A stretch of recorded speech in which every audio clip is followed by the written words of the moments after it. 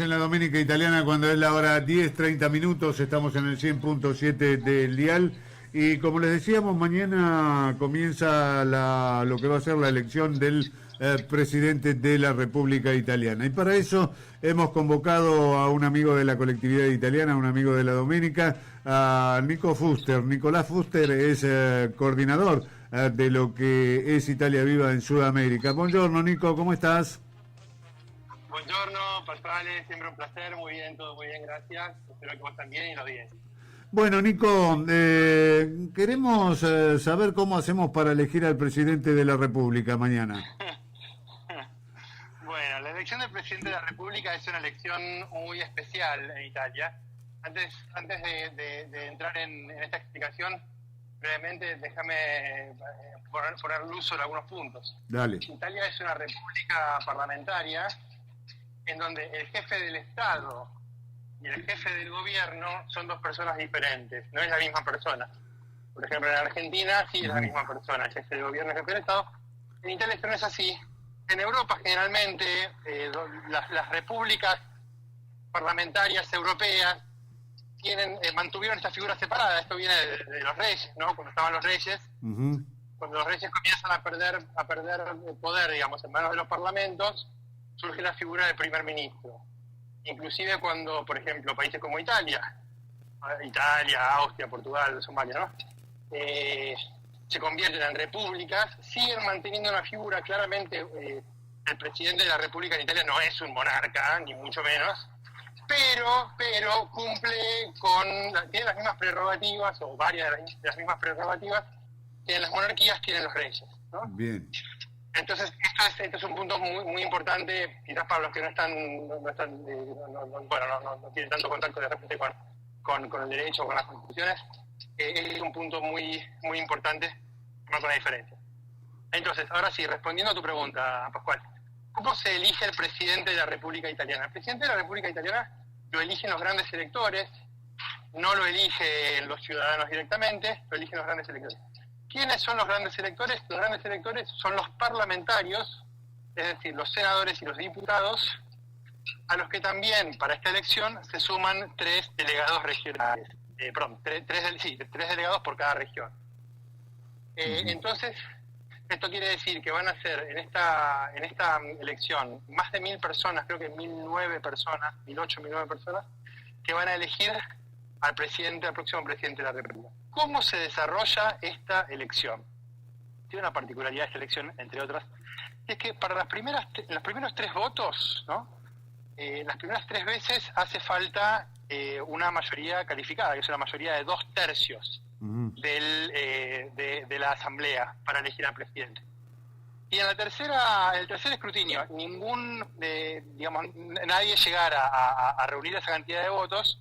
Entonces, a partir de la 4ª votación, alcanza la mayoría absoluta, es decir, la mitad más 1 de los votos, que en este caso es de 505 votos. Bien. Entonces, estos son los aspectos, como decir, más técnicos, si querés, ¿no? Los requisitos que tiene el presidente de la República, o sea, para que una persona sea elegida presidente de la República, tiene que tener más de 50 años, tiene que ser, por supuesto, tiene ciudadanía italiana y tiene que gozar de sus derechos civiles. Es decir, una persona no puede estar detenida, por ejemplo, ¿no? Una persona detenida no goza de sus derechos civiles.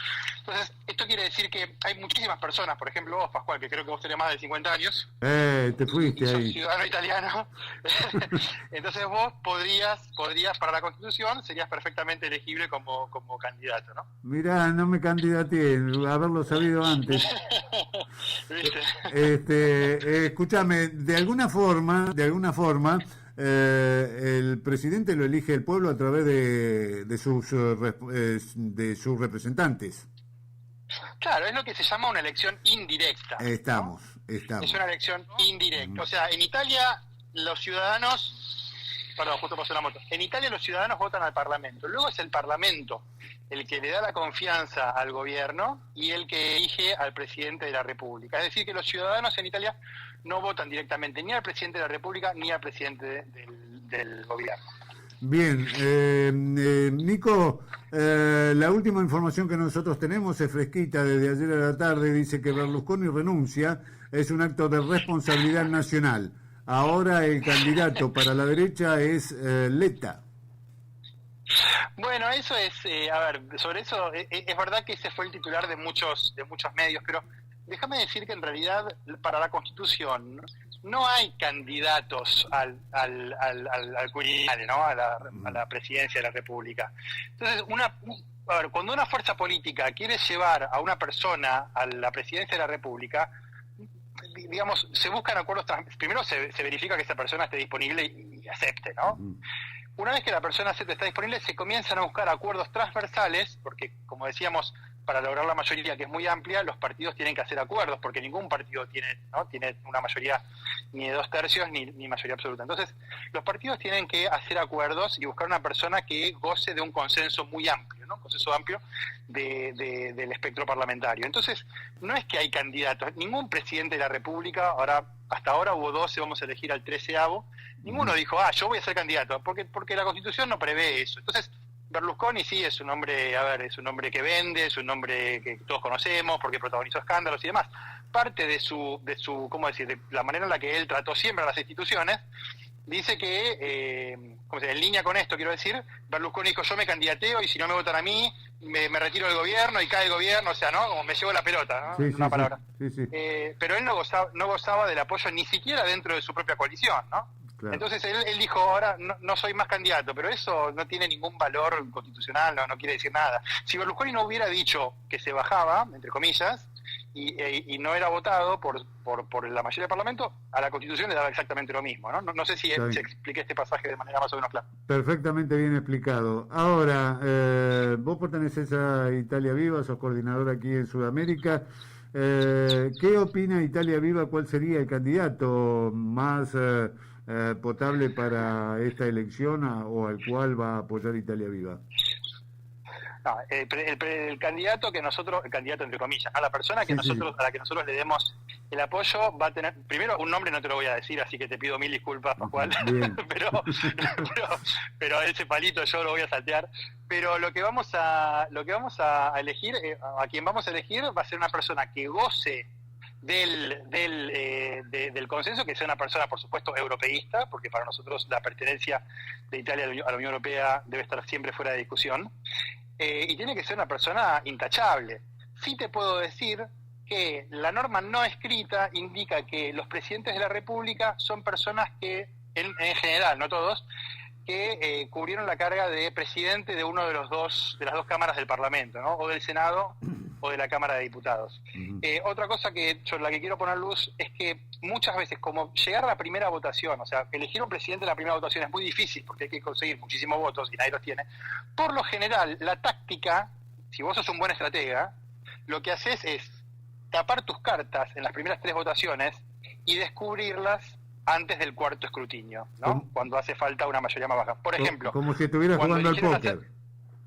Como si jugando al póker, tal cual, exacto. Es una cuestión de estrategia y tenés que usarla bien. Por ejemplo, en la última elección en la que fue elegido Sergio Mattarella, que por otro lado el presidente saliente, que goza de un prestigio altísimo, es una persona muy respetada entre los ciudadanos italianos, en ese momento la mayoría en el Parlamento, la primera minoría, mejor dicho, era del Partido Democrático. En ese momento el líder era Renzi, que ahora es líder de Italia Viva, y entonces Renzi en ese momento, las primeras 3 votaciones, dio indicaciones a los parlamentarios, cada parlamentario vota como quiere, ¿no? Pero Renzi dio indicaciones de que se votara scheda bianca, ¿no? De que se votara en blanco. Y un día antes del cuarto voto dijo, nuestro candidato, la persona que nosotros proponemos es Sergio Mattarella, y Sergio Mattarella entonces en el cuarto escrutinio consiguió bastante más votos de los necesarios, necesitaba 505, consiguió 660 creo, y entonces se convirtió en el próximo presidente. Esto quiere decir que la estrategia fue una estrategia prolija, ¿no? Claro. Anteriormente, Bersani, el líder del Partido Democrático, en la primera votación había llevado a Prodi, y de esa manera lo quemó, porque a Prodi, al no haber alcanzado el mínimo, fue descartado. Entonces tenés que saber muy bien cómo usar, ¿no?, los instrumentos de la estrategia. En este momento, las cartas las tiene que dar la derecha, sencillamente porque la derecha la coalición de derecha, ¿no?, tiene más parlamentarios, entonces sería normal que ellos tengan que dar las cartas que indicar un nombre que goce del consenso, una persona no soberanista, no populista, y una persona que pueda, dialogar con todas las fuerzas políticas, porque el presidente es un árbitro, entonces tiene que ser superparte, no puede ser una persona muy identificada con un partido, porque bueno, es como jugar, como que el árbitro tenga la camiseta de un equipo, ¿no? Que está jugando. Claro, Nico, yo interpreto, después de todo lo que vos dijiste, interpreto que acá están escondiendo al candidato Berlusconi, por eso ahora tiran aleta para quemarlo y después, ¿o no? Y yo creo que sería muy difícil que lo lleven a hablar. Seguramente en las primeras 3 votaciones hay gente que vota cualquier cosa a propósito, ¿no? Por Claro. ejemplo, hubo una votación en la cual hubo un voto para Rocco Siffredi, que es un actor pornográfico, o sea, de nada que ver, ¿no? Entonces seguramente haya algún Le voto hubiesen para votado la Berlusconi, chicholina. Claro, exacto. Entonces Claro. sí, entonces como que es una especie como de broma, entre comillas, ¿no? Que se hace en las instituciones, parte un poco del folclore, llamémoslo así, Sí, sí. de la política italiana. Siempre divertido, ¿no? Bien, ahora yo, por lo que vos me dijiste y quisiste saltar el palito, pero yo no caí, ya sé quién es el candidato de Italia Viva. Ya lo pude. Bueno, no me lo digas, no me lo digas entonces. No te lo voy a decir porque si no lo voy a quemar. Pero Claro. bueno, ya está todo dicho entonces. Ya está todo dicho. Buenísimo. Mira, solamente te mirá, voy a decir una cosa, Nico. La cosa queda como está. sí, queda como sí que queda como está. Sí. Y bueno, el hecho de que yo creo que, mira, Mattarella dijo varias veces que él no quería volver a ser presidente, fue muy claro sobre esto el presidente actual, y además el presidente anterior, Giorgio Napolitano, que también gozaba de un amplio consenso, Napolitano había dicho que él no quería ser reelecto, y al final termina siendo reelecto, porque las fuerzas políticas no logran ponerse de acuerdo sobre un nombre para reemplazarlo. Entonces, él, creo que fue el 5º o 6º escrutinio, dijo, bueno, está bien, yo vuelvo a dar la disponibilidad. Y cuando volvió a ser elegido por el Parlamento, en su discurso de investidura, ¿no? Él casi que como que regañó al Parlamento, retó al Parlamento, diciendo, no puede ser que yo estoy acá otra vez porque ustedes no se pueden poner de acuerdo, ¿no? Entonces, creo que tener 2 presidentes que hayan sido reelectos, no te olvides de que Napolitano fue el primer y hasta ahora único presidente que fue reelecto, sería un poco como demasiado, un tironeo institucional un poco, ¿cómo decir? Demasiado. Claro, pero, y Mattarella es consciente de esto, por eso Mattarella no dijo que no quería ser reelecto, ¿no? Bueno, pero vos no creés que hay intereses de parte de todos los parlamentarios para que esto sea así, para que poder terminar su término, digamos, en el 2023? Bueno, eso puede pasar. A ver, el único caso en el que eso podría no pasar es si se elige Draghi para ser presidente. Bueno, de la República. justamente por eso, porque no hay otra alternativa. Creo que después de Draghi me parece que no hay otra alternativa potable, salvo Mattarella. Después lo demás no hay consenso. A ver, eso es como decir que afuera de Messi y Maradona todos son malos jugadores. Y más o menos, sí, más o menos. Pero también hay otro. No te olvides también de que a ver, Draghi es un donde lo pongas va a ser excelente. Sí, por eso. Liderando el gobierno, lo puedes poner en las Naciones Unidas, en la OTAN, presidente de la Comisión Europea, lo puedes poner donde quieras y él siempre va a ser un fuera de serie. Italia, yo creo que, a ver, si Draghi fuera votado para presidente de la República, creo que las fuerzas políticas deberían antes hacer un acuerdo de legislatura, un acuerdo para llegar, digamos, con un gobierno apoyado por los mismos partidos al final de la legislatura, que va a tener lugar en un año y poco más. Claro. Pero creo que Draghi, donde lo pongas, va a estar bien. Lo importante es no perderlo, digamos. Lo importante es que esté o en el gobierno, donde viene haciendo un trabajo excelente, gracias a las condiciones generadas por Italia Viva hace poco más de un año.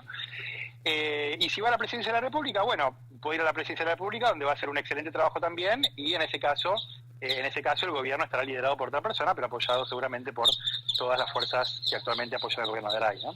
Sí, pero corremos el riesgo de que no haya después otro líder para hacerse cargo de ser el primer ministro. Y tenemos el que no arriesga no gana. Claro, y tenemos que ir a elecciones parlamentarias nuevamente.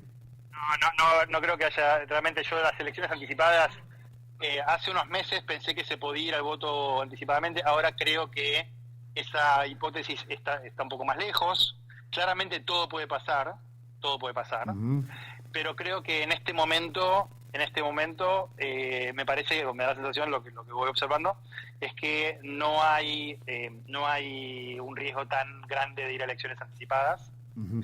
Y creo que vaya quien vaya al Quirinale, sea Draghi o no sea Draghi, creo que el gobierno, creo que las fuerzas políticas van a apoyar a un gobierno hasta el final de la legislatura. Bueno, Eso Nico, es lo que yo voy observando. Nico, ha sido muy clara toda tu explicación y toda tu estrategia para no decirme el nombre del candidato. Discúlpame por haberte agarrado con el caballo cansado. No, por favor, mira, ahora vos tapate los oídos, pero yo le digo a la audiencia, a tu audiencia, que dentro de 7 años, cuando vence el mandato del próximo presidente, nuestro nombre va a ser, nuestro apellido va a ser Pauleta. Bien, dale. Gracias, Nico. Un abrazo muy grande, saludos. Chao, hasta luego. Así hemos estado con Nicolás Fuster, que es el coordinador de Italia Viva en Sudamérica, y nosotros nos vamos a consejos comerciales ahora sí, ya.